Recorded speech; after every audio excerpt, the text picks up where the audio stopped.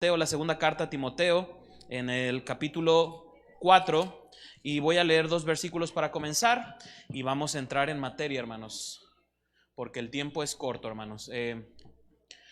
Segunda de Timoteo, capítulo 4, versículo 7 y versículo 8. Segunda de Timoteo, capítulo 4, versículos 7 y 8. Vamos a leer todos juntos ahí estos versículos, hermanos. Vamos a leer ahí juntos. Segunda de Timoteo 4, versículos 7 y 8. Ya lo tienen ahí, hermanos, vamos a leerlo todos juntos. Si alguien no tiene una copia de la Biblia, ahí en las pantallas están poniendo los versículos. Dice ahí: he peleado la buena batalla, he acabado la carrera, he guardado la fe. Por lo demás, me está guardada la corona de justicia, la cual me dará el Señor, juez justo, en aquel día, y no solo a mí, sino también a todos los que aman su venida. Vamos a hacer una oración. Amado Señor, gracias porque tú eres bueno y nos permites estar reunidos en tu nombre. Gracias, Señor, porque tú eres fiel y podemos como iglesia congregarnos, podemos aprender de tu palabra, podemos ser edificados, podemos crecer. Y como rogamos tu bendición para este tiempo, ruego, Padre, que tu palabra sea expresado con claridad, no conforme a mis pensamientos, sino lo que tú quieres enseñarnos. Tú edifiques, tú transformes, tú cambies a través, Señor, de la dirección de tu palabra y el convencimiento de tu Espíritu Santo. Padre, por favor, haz tú lo que yo no puedo hacer. Me encomiendo en tus manos y que solo Cristo sea exaltado y glorificado. En Cristo Jesús. Amén.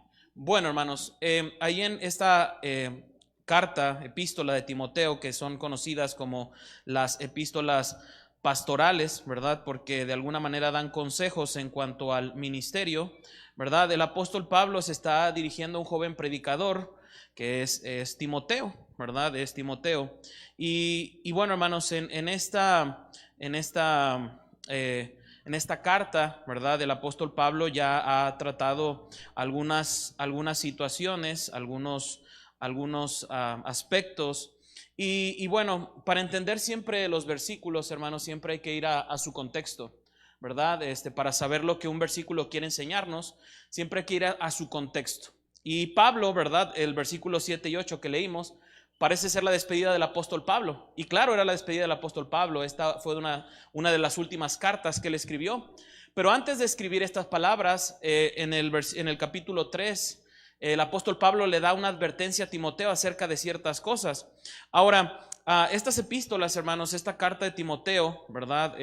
Da estos consejos, indicaciones doctrinales a un joven Timoteo para desenvolverse de una manera correcta en el ministerio, ¿verdad? Y para pues que Timoteo sepa cómo conducirse en la casa de Dios, en la iglesia.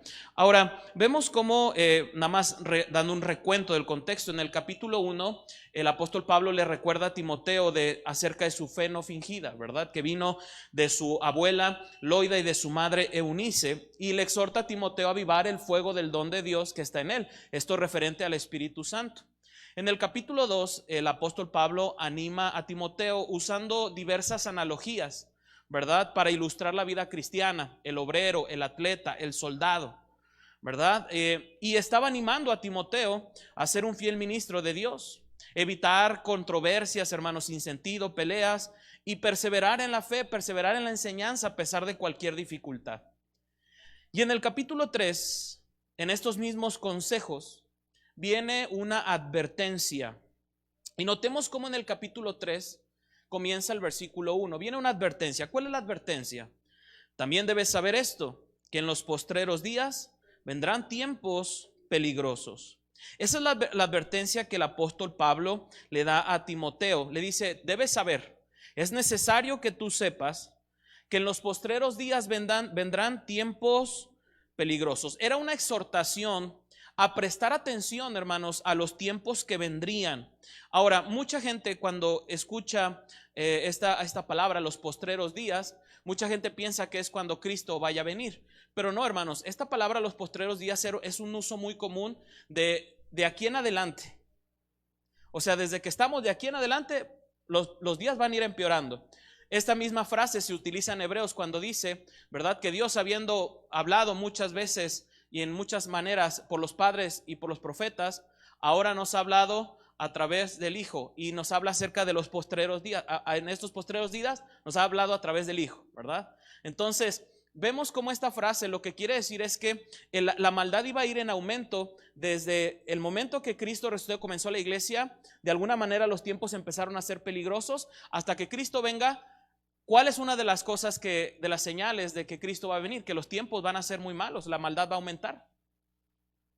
Entonces, para ilustrarlo mejor, los postreros días es como decir, bueno, vamos a subir una montaña, ¿verdad? Cuando empezamos a subir la montaña, estamos a faldas de la montaña, ya estamos subiendo la montaña, no estamos en la cima, pero ya la estamos subiendo. Y cuando llegamos a la cúspide, ya la subimos, ¿verdad? Lo mismo es, los tiempos peligrosos empiezan, pero cada vez van en aumento. Ahora, Pablo advierte de estos tiempos peligrosos, hermanos, y creo que el tema de 2 Timoteo capítulo 3, del versículo 1 al capítulo 4, versículo 8, trata acerca de cómo podemos sobrellevar los tiempos peligrosos. Ahora, para saber cómo sobrellevar los tiempos peligrosos, es necesario saber ¿qué son los tiempos peligrosos? ¿Cómo nos describe los tiempos peligrosos? Eso es lo que vamos a ver en primer lugar. ¿Cómo se describen los tiempos peligrosos? Eso lo encontramos en el versículo 1 al versículo 9 del capítulo 3. En primer lugar, hermanos, vienen tiempos peligrosos. Pero la descripción de esos tiempos peligrosos comienza con entender que en los tiempos peligrosos va a haber hombres peligrosos. Del versículo 2 al versículo 5 nos describe a los hombres peligrosos, hermanos. Ahora, si usted lee con atención, hermanos, cada una de las características de los hombres peligrosos, por lo menos hay 9 de ellas que si usted las compara con Romanos capítulo 1, versículo 29 al 31, son similares, hermanos. Cuando habla al final, ¿verdad?, de los desobedientes a los padres, ¿verdad? Cuando habla, Romanos 1 habla acerca de la depravación del hombre, hermanos, de cómo se ha ido depravando por haber dejado a Dios. Y si usted ve estas características que aquí en el capítulo 3, si mal no me fallan las cuentas, son 19, de esas 19, 9 son similares a lo que el apóstol Pablo en Romanos 1 describe en el decaimiento del hombre. Entonces, eso lo puede usted ver en casa. Ahora, son 19 cualidades que características más bien, que no me voy a tomar el tiempo para especificar cada una de ellas. Pero hermanos, en los tiempos peligrosos va a haber hombres malos, hombres peligrosos. Nos describe hombres amadores de sí mismos. Esto simplemente quiere decir hombres egoístas que solo piensan en ellos mismos. Hombres avaros, amantes del dinero, amantes de lo material, hombres vanagloriosos. La palabra vanagloriosos quiere decir llenos de gloria, a lo que nosotros traduciríamos como alguien fanfarrón, hermanos, alguien que le gusta presumir, relucir. Vemos que van a ser soberbios, y esta palabra quiere decir tener un sobreparecer o tener una estima más alta de lo que realmente es. Va a haber soberbios, hermanos, va a haber blasfemos, hermanos, ellos son blasfemos. Esto quiere decir que hablan mal en contra de Dios, pero también esta palabra en el griego quiere decir que también calumnian a otros. Blasfeman contra Dios, pero tratan mal a otros. Desobedientes a los padres, hermanos, eso no creo que necesitemos el griego para entenderlo, ¿verdad? No se someten a las autoridades. Ingratos. Ingratos pues es literalmente faltos de agradecimiento. Impíos, esto quiere decir irreverentes, sin respeto, sin afecto natural. Muchas veces leemos esta palabra sin afecto natural y pensamos, no, pues es que es homosexual, ¿verdad? No. Sin afecto natural habla acerca del amor familiar. Sin amor familiar. ¿Por qué? No pueden amar ni a su propia familia porque se aman más ellos mismos. Sin amor familiar. Implacables. Esta palabra implacables, hermanos, en el idioma original habla acerca de que no tienen palabra, no tienen pactos, no tienen acuerdos. Calumniadores. Es interesante, la palabra calumniadores en el griego es la palabra, a ver si la digo bien, diabolos. Y de ahí se deriva la palabra diablo, Satanás. Entonces los calumniadores, hermanos, son los que acusan a otros hermanos, acusan a otros hermanos, levantan falsos, hacen el trabajo del diablo mejor que el diablo, hermanos. Intemperantes, hermanos.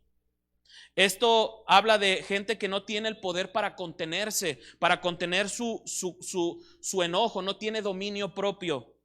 Crueles. Esto habla literalmente de salvajes, ¿verdad? Indomables. Aborrecedores de lo bueno. No practican lo bueno y luchan contra lo bueno. O sea, no es solo que no lo practiquen, sino luchan contra todo lo que es bueno. Traidores. Esto habla de que no tienen lealtad. Nadie puede confiar en ellos. Infatuados. Esto habla, la palabra literalmente quiere decir hinchados de humo, que quiere decir que ellos creen saberlo todo. Amadores de los deleites más que de Dios. Aman los placeres en lugar de amar a Dios. Dice, tendrán apariencia de piedad. Esto nos habla de que ellos, la palabra apariencia habla de que van a tener forma de piedad, pero no quiere decir que van a ser piadosos, van a tener una piedad externa. O sea, van a ser hipócritas. Y negarán la eficacia de ella, eso lo dice el texto. La palabra negar es que dicen, contradicen, o sea, ellos tienen una piedad falsa y aún contradice lo que es la verdadera piedad, hermanos. Niegan la eficacia de ella. Entonces, hermanos, no vamos a ampliar esto, pero ahí viene descrito, hermanos, que en los tiempos peligrosos va a haber hombres peligrosos. Ahí están descritos, hermanos, y usted puede investigar cada palabra. Y de alguna manera, el apóstol Pablo le da la indicación a Timoteo de estos hombres peligrosos. Versículo 5 al final. A estos evita. A estos evita. Literalmente la palabra evitar dice apártate o gira, ¿verdad? Hacia afuera, dale la espalda. A estos hombres peligrosos evita. Hermanos, ahí está la descripción de estos hombres peligrosos y usted cada vez debe observar, hermanos. Y si ve a alguien que es un hombre peligroso en estos tiempos peligrosos, evítelo, hermanos. Evítelo. Pero no solamente tiempos peligrosos con hombres peligrosos, sino también con métodos peligrosos, hermanos. En el versículo 6 y versículo 7 nos habla de los métodos peligrosos, porque de estos son los que se meten en las casas y llevan cautivas a las mujercillas, cargadas de pecados, arrastradas por diversas concupiscencias. Estas siempre están aprendiendo y nunca pueden llegar al conocimiento de la verdad. Ahora, este pasaje siempre ha sido complicado para muchos en la interpretación de este pasaje. Ahora, yo personalmente no creo que esté hablando de algo alegórico ni algo metafórico. Yo creo que está hablando de algo literal. Pero lo interesante aquí es entender el método, la metodología con que los falsos maestros, los hombres peligrosos se introducen. Dice, estos son los que se meten en las casas. Hermanos, la palabra meter habla acerca de entrar sigilosamente o a hurtadillas. Hermanos, ningún hombre peligroso te va a dar muy obviamente sus intenciones, hermanos. Ninguna falsa doctrina, hermanos, entra, ¿verdad? Tampoco, mira, te vengo a enseñar una falsa doctrina. No, pues nadie te va a decir eso, hermanos. Entra sigilosamente. Entonces los métodos peligrosos, hermanos, entran sigilosamente, hermanos. Y lo interesante es que dice que se meten en las casas.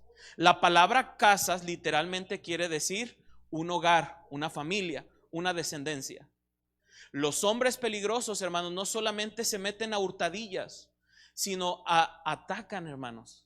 Su método es las familias, hermanos, las casas. Hermanos, yo no he escuchado mucho, pero sí he escuchado casos de gente que se desvía de la doctrina y ¿sabe dónde empiezan? En casas de hermanos.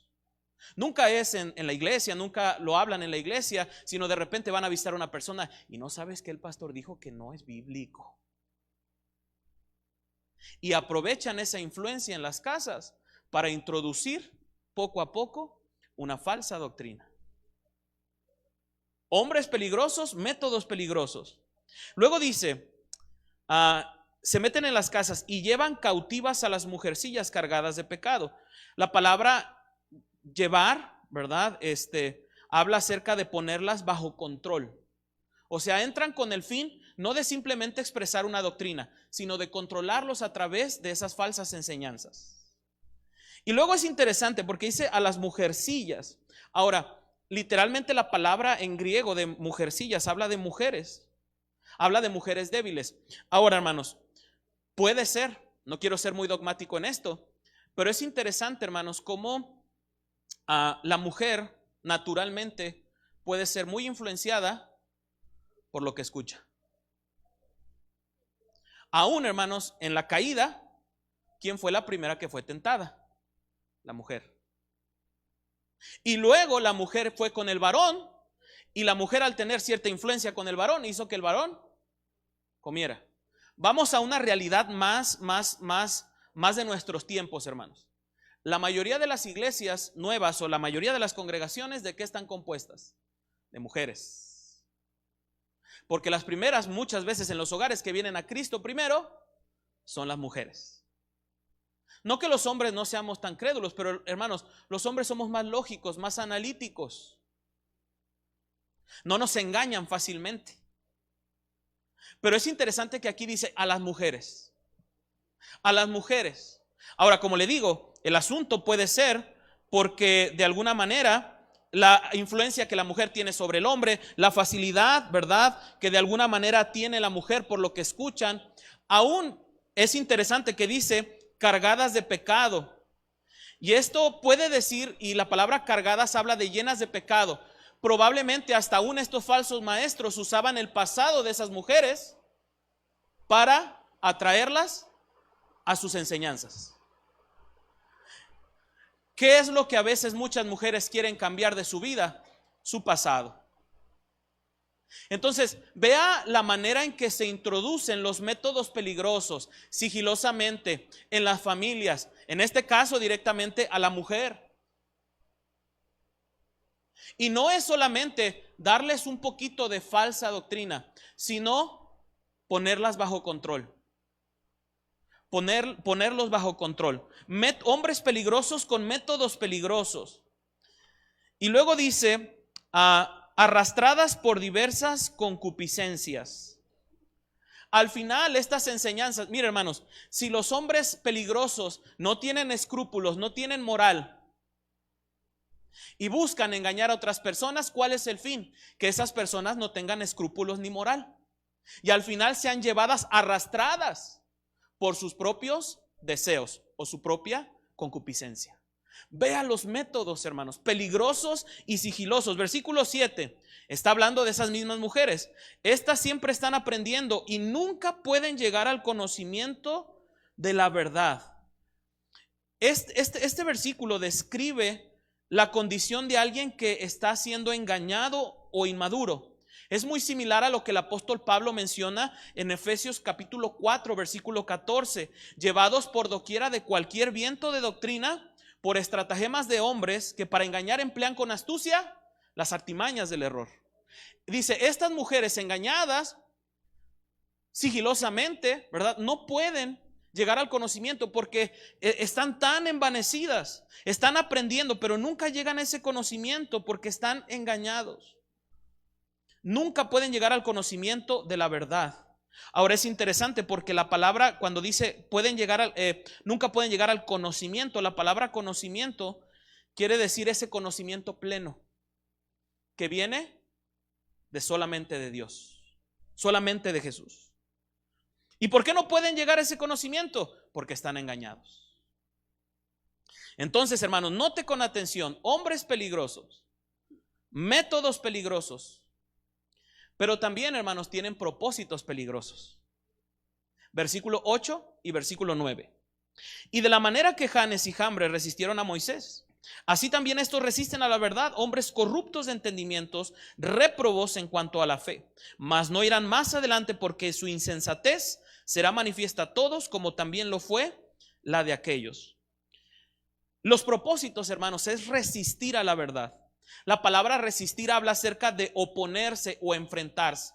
No es no practicar, no, es oponerse a la verdad. Los hombres peligrosos en los tiempos peligrosos, con métodos peligrosos, hermanos, se van a oponer a la verdad.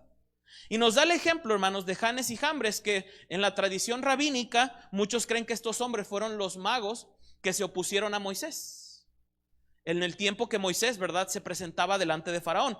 Y es interesante porque muchos creen que el significado del arameo de estos nombres, Janes y Jambres, quiere decir el que seduce y el que hace seducción,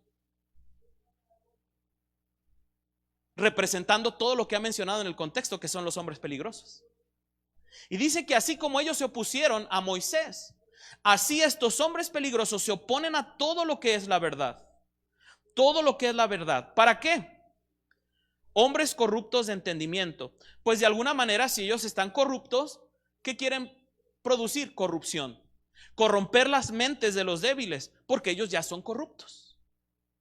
Y luego dice, réprobos en cuanto a la fe. La palabra réprobos en el griego habla acerca de no superar la prueba. Esto nos habla de apostasía. No todos estos hombres, hermanos, podremos decir, son salvos. Algunos de ellos sí son salvos, pero tristemente han negado, se han hallado faltos, hermanos. No han pasado la prueba de la fe. ¿Por qué? Porque se alejaron. Hermanos, es lo que la palabra quiere decir. Ahora, es interesante, hermanos, que podemos notar nosotros aquí de estos métodos peligrosos que ellos buscan engañar a la gente. Si ellos son réprobos en cuanto a la fe, ¿a quiénes van a buscar engañar? A los que están en la fe. Y muchos de los que están en la fe son salvos, y no porque sean engañados quiere decir que pierden la salvación. Réprobos en cuanto a la fe. Pero el Señor, una vez más, advierte a el apóstol Pablo advierte a Timoteo y les dice, mira, no te preocupes, versículo 9, mas no irán más adelante, porque su insensatez será manifiesta a todos, como también la fue la de aquellos. El apóstol Pablo dice a Timoteo, mira, ellos no van a ir adelante, y la palabra ir adelante habla acerca de ellos nunca van a tomar la ventaja sobre Dios. Nunca, hermanos. Por más falsos maestros que se levanten, nunca van a tomar la ventaja sobre Dios, hermanos. Nunca. Y dice, su insensatez, su propia falta de entendimiento se hará manifiesta como ¿quién? Como Janes y Jambres. Si usted recuerda, hermanos, estos magos, cuando ya no pudieron imitar las cosas, ¿qué le dijeron a Faraón? Dedo de Dios es este. Delante de Faraón se mostró su insensatez. Porque toda sabiduría humana, según Corintios, es insensatez para con Dios, es necedad. Entonces, hermanos, vea lo que nos describe Pablo: tiempos peligrosos, hombres peligrosos, métodos peligrosos con propósitos peligrosos. Y hermanos, nada más usted relacione esto a lo que vivimos hoy en día. Tiempos peligrosos, hombres peligrosos, hermanos. Métodos peligrosos, todo el adoctrinamiento a través de la tele, a través de libros, a través de las noticias, a través de la política, hermanos. Todo que se mete sutilmente. ¿Y a dónde se mete? A los hogares. ¿Para qué? Para destruir a las familias. Con propósitos peligrosos, corromper nuestras mentes. Que el asunto de la ideología de género no sea algo normal. Corrompernos. Pero gracias a Dios, hermanos, que el apóstol Pablo no solamente inspirado por el Espíritu Santo le dijo a Timoteo, vienen tiempos peligrosos, sino le dio de alguna manera las herramientas para combatir en esos tiempos peligrosos. Y vamos a ver estas, espero que me alcance el tiempo, si no, hermanos, lo vamos a mencionar. Del versículo 9 al versículo 13 encontramos la piedad, hermanos, como solución a los tiempos peligrosos. La piedad. ¿Qué es la piedad? La piedad no es una señora, hermanos, que se llama piedad. La piedad, hermanos, que aquí se refiere, según el contexto de lo que hemos estado hablando, si usted recuerda la característica de los hombres peligrosos, es que ellos tenían apariencia de piedad. La piedad, hermanos, la piedad tiene que ver con la congruencia de la fe con las acciones. La congruencia de la fe con las acciones. Yo vivo lo que creo. ¿Y cuál era el problema de los hombres peligrosos? Que tenían una apariencia de piedad. Y hermanos, es bien diferente tener una apariencia de piedad que vivir la piedad. Y espero que tú no estés aquí pensando ¿verdad? Que eres piadoso y realmente estás aparentando piedad y no estás viviendo en piedad. O sea, tu vida no es congruente con tu fe. Entonces, aquí en estos versículos encontramos que la piedad es una herramienta útil para los tiempos peligrosos, hermanos. Y el ejemplo de una vida piadosa fue lo que Pablo mismo le enseñó a Timoteo. Y la descripción de la vida piadosa la vemos en el versículo 10 y 11. Pero tú has seguido mi doctrina, mi conducta, propósito, fe, longanimidad, amor, paciencia, persecuciones, padecimientos, como los que me sobrevinieron en Antioquía, en Iconio, en Listra, persecuciones que he sufrido, y de todas me ha librado el Señor. Ese es el ejemplo de una vida piadosa, hermanos. Porque no solamente está diciendo, tú has seguido mi doctrina, y se enfocó en la enseñanza. No, has seguido mi doctrina, has seguido mi conducta, mi propósito, mi fe, mi longanimidad, mi amor y mi paciencia, mis persecuciones y mis padecimientos. El apóstol Pablo era el ejemplo de una vida piadosa, hermanos. Y hermanos, cada cosa, la doctrina, la palabra doctrina habla acerca de la enseñanza y la instrucción. Y eso mismo le dijo en el capítulo 2, versículo 2, lo que has oído de mí ante muchos testigos, esto encarga a hombres fieles que sean idóneos para enseñar doctrina también a otros. Y vea que la diferencia entre un hombre peligroso y un hombre piadoso es que ni siquiera la doctrina era la doctrina de Pablo, hermanos, era la doctrina de Cristo. Luego dice la conducta. La conducta habla acerca de la manera de vivir conforme a la enseñanza. ¿Qué dijo Pablo en 1 Corintios 11:1? Sed imitadores de mí, como yo de Cristo. La conducta ni siquiera era la conducta de Pablo, era la conducta de Cristo. El propósito. La palabra propósito habla acerca de poner delante o exponer. Esto habla acerca de nuestra razón de vivir. ¿Cuál es la razón de vivir de Pablo? Hechos 20:24. Pero de ninguna cosa hago caso, ni estimo preciosa mi vida para mí mismo, con tal de que acabe mi carrera con gozo y el ministerio que recibí del Señor Jesucristo, para dar testimonio del evangelio de la gracia de Dios. El propósito de la vida de Pablo no era suyo, era el propósito de Cristo. La fe habla acerca de la confianza y la perseverancia inquebrantable en el Señor. Gálatas 2:20, con Cristo estoy juntamente crucificado. Y ya no vivo yo, mas vive Cristo en mí. Lo que ahora vivo en la carne, lo vivo en la fe del Hijo de Dios, el cual me amó y se entregó a sí mismo por mí. Lo que ahora vivo en la carne, lo vivo en la fe del Hijo de Dios. Ni siquiera es nuestra fe, es la fe del Hijo de Dios, Cristo. Longanimidad. La palabra longanimidad habla acerca del ánimo amplio, la paciencia, la perseverancia, hermanos. Esto habla acerca de la capacidad de tolerar cualquier cosa.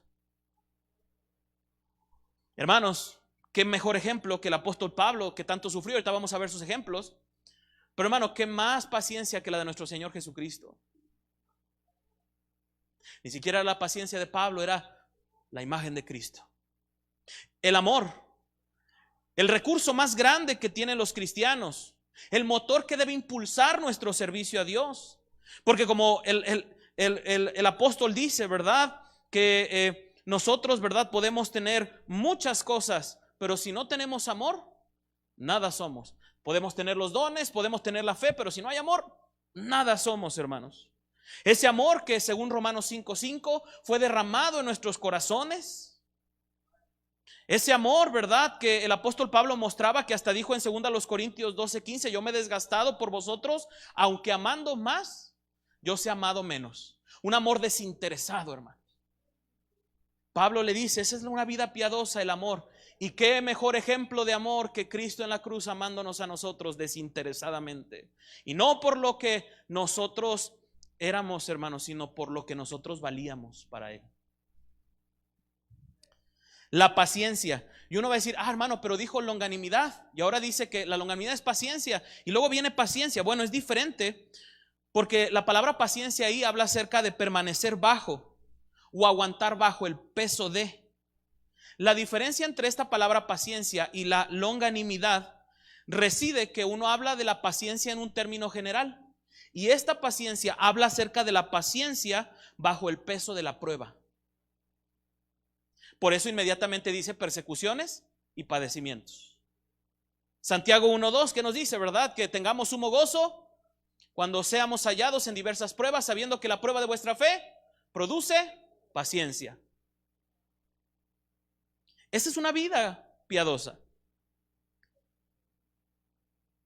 Esa es una vida piadosa. Entonces vemos ahí el ejemplo de Pablo de una vida piadosa. Pero vamos a ver en segundo lugar, hermanos, el versículo 12. También todos los que quieren vivir piadosamente en Cristo Jesús padecerán persecución. Sí, la piedad es una excelente herramienta, hermanos, para los tiempos peligrosos. Pero tenemos que entender que la piedad en tiempos peligrosos produce oposición. Produce oposición.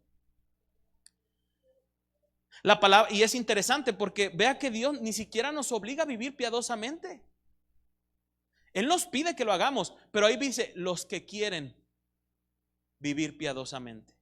Muchos cristianos pueden estar en la fe y no vivir piadosamente. ¿Por qué? Porque no han determinado vivir así. Se han conformado solamente con el acto de ser salvado, pero no con la oportunidad de vivir salvado. Los que quieren, los que determinan, los que escogen, los que prefieren vivir piadosamente, sufrirán persecución.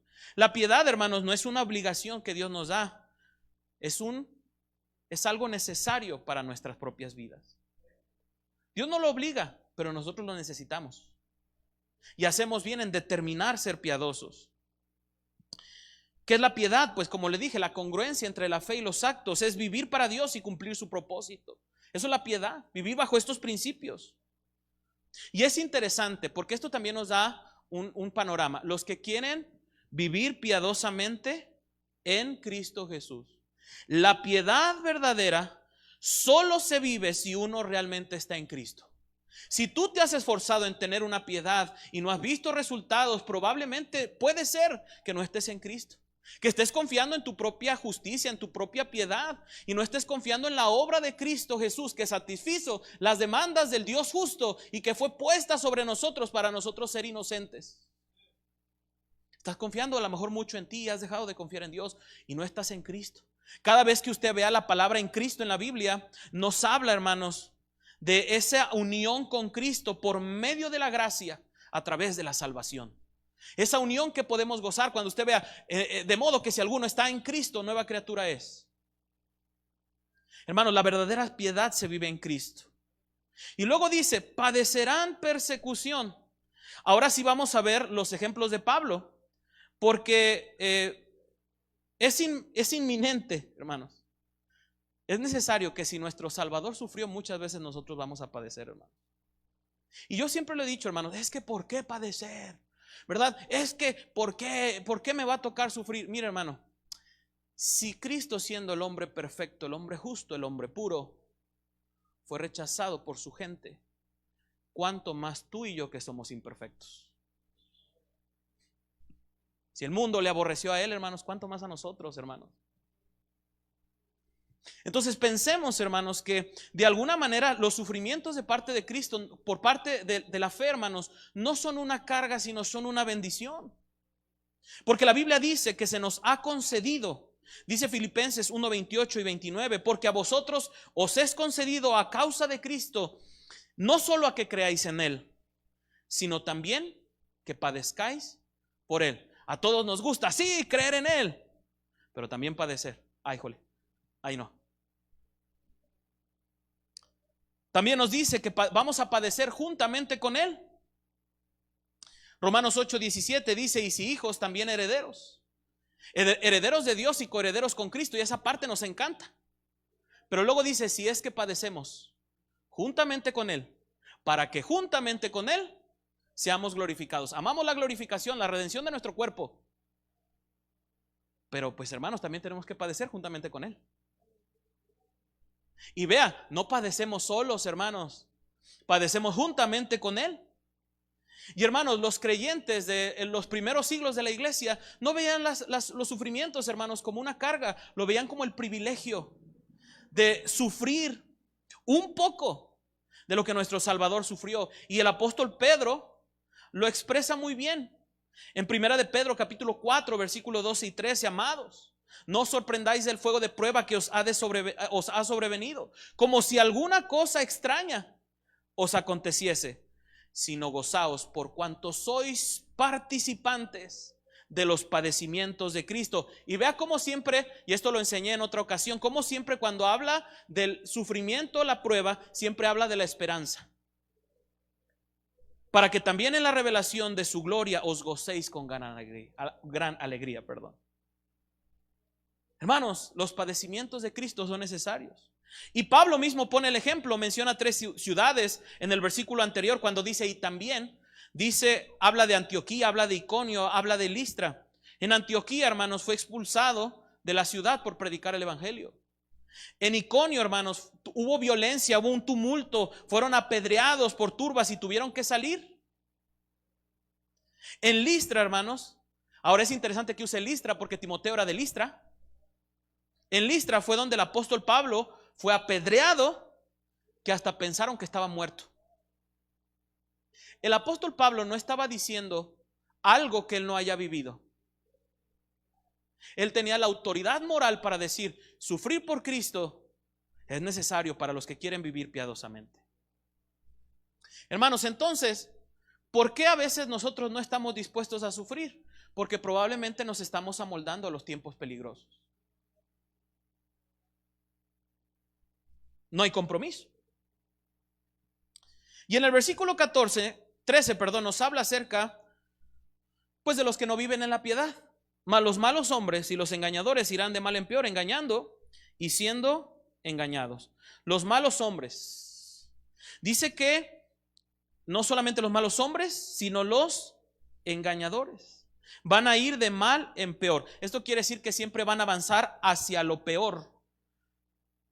Y ellos viven en el engaño, hermanos. Viven en el engaño, hermanos. Porque dice que engañando y siendo engañados. Y déjeme decirle esto, que cuando uno aparenta piedad, lo único que hace es vivir engañado. Por eso cuando estemos delante del Señor, el Señor va a decir, el Señor dijo, muchos van a decir cuando estén delante de mí, Señor, Señor, en tu nombre hicimos esto y lo otro, ¿verdad? Y Él va a decir, nunca os conocí, hacedores de maldad. Vea qué tan importante es la piedad, hermanos, en la vida de un cristiano. La congruencia entre la fe y la práctica nos va a ayudar, hermanos, a que los tiempos peligrosos, los hombres peligrosos, los métodos peligrosos, los propósitos peligrosos no nos afecten, hermanos. Ya no tengo mucho tiempo, pero la segunda herramienta es la palabra de Dios como solución a los tiempos peligrosos. Eso lo encontramos del capítulo 14, capítulo 3, versículo 14 al capítulo 4, versículo 4, hermanos. Dice el versículo, para entender la palabra como solución en los tiempos peligrosos. Bueno, para usar la palabra en los tiempos peligrosos hay que entender sencillamente, primero, hermanos, que debemos vivir y perseverar en la palabra. Versículo 14 y 15. Pero persiste tú en lo que has aprendido y te persuadiste, sabiendo de quién has aprendido, y que desde la niñez has sabido las sagradas escrituras, las cuales te pueden hacer sabio para la salvación por la fe que es en Cristo Jesús. Le dice, mira, tú persiste en lo que has aprendido, tú persevera en la verdad y en el ejemplo que has recibido. Dice, y te persuadiste, diste crédito, estás seguro. No solamente Timoteo conocía la verdad, sino estaba convencido. Una cosa es conocer la verdad, y hermanos, y muchos de aquí podemos conocer Biblia, y otra cosa es estar convencido de lo que creo. Entonces, hermanos, para que la palabra sea una solución a estos tiempos peligrosos, debemos vivir y perseverar en la palabra. Y luego dice, sabiendo de qué has aprendido. ¿Y de quién había aprendido Pablo? De su abuela Loida, de su madre Eunice y seguramente del apóstol Pablo. Ve bien de quiénes has aprendido. ¿Dónde está el ejemplo? Y dice, la Biblia te puede hacer sabio para la salvación por la fe en Cristo Jesús. No quiere decir que su obediencia a la Biblia le dé salvación, sino en el mismo contexto está hablando de la santificación, hermanos, de la piedad. Lo que te va a poder salvar de estos tiempos peligrosos y hombres peligrosos, obviamente es primero que seas salvo, pero que tu salvación reluzca en tu vida. Entonces, hermanos, la palabra de Dios es una solución a los tiempos peligrosos. Porque si uno vive y persevera en la palabra, Dios le va a ayudar. Pero no solamente es vivir y perseverar en la palabra, sino entender qué es la palabra, qué es la palabra de Dios. Versículo 16 y 17. Toda la escritura es inspirada por Dios y útil para enseñar, para redarguir, para corregir, para instruir en justicia, a fin de que el hombre de Dios sea perfecto, enteramente preparado para toda buena obra. Y aquí nos explica, hermanos, en estos dos versículos, hermanos, tanto acerca de la doctrina de las Sagradas Escrituras, hermanos. Su origen, la inspiración divina de Dios, el soplo de Dios, la voluntad de Dios. Pedro mismo dijo, nunca la profecía fue traída por voluntad humana, sino que los santos hombres de Dios hablaron siendo inspirados, soplados como instrumentos por el Espíritu Santo. Nos habla de su origen, nos habla de su utilidad. Toda la escritura es inspirada por Dios y útil, es eficaz, es activa. ¿Para qué? Para enseñar, adquirir el conocimiento, para redarguir. Esto quiere decir que nos argumenta, nos reprenda, de alguna manera derriba nuestros argumentos. ¿Con qué fin? Para cambiar nuestra mente. Nos corrige. Y esto es interesante porque la palabra corregir habla acerca de restaurar a un estado correcto. La Biblia nos cambia de dirección, nos muestra en qué estamos mal, nos instruye. La palabra instruir es de donde se deriva la palabra pedagogía, hermanos. Nos habla de que no solamente es la transmisión del conocimiento, sino la aplicación del conocimiento aprendido de una forma correcta. El origen de la palabra, la utilidad de la palabra, el propósito de la palabra. Versículo 17, a fin de que el hombre de Dios sea perfecto, enteramente preparado para toda obra, toda buena obra. La perfección quiere decir la madurez que el cristiano va a tener para ser hecho más conforme a la imagen de Cristo, que es la meta. Y luego no solamente nos da madurez, sino nos prepara enteramente, nos equipa. Es lo que quiere decir, nos equipa, nos capacita para toda buena obra. Es interesante, hermanos, porque nos capacita para toda buena obra. Esto habla, hermanos, que no es solamente hacer buenas obras, sino como dice Efesios 2:10, andar en buenas obras, las cuales Dios preparó de antemano para que anduviésemos en ellas. No es solamente hacer buenas obras, hacer caridad, andar en las obras de Dios.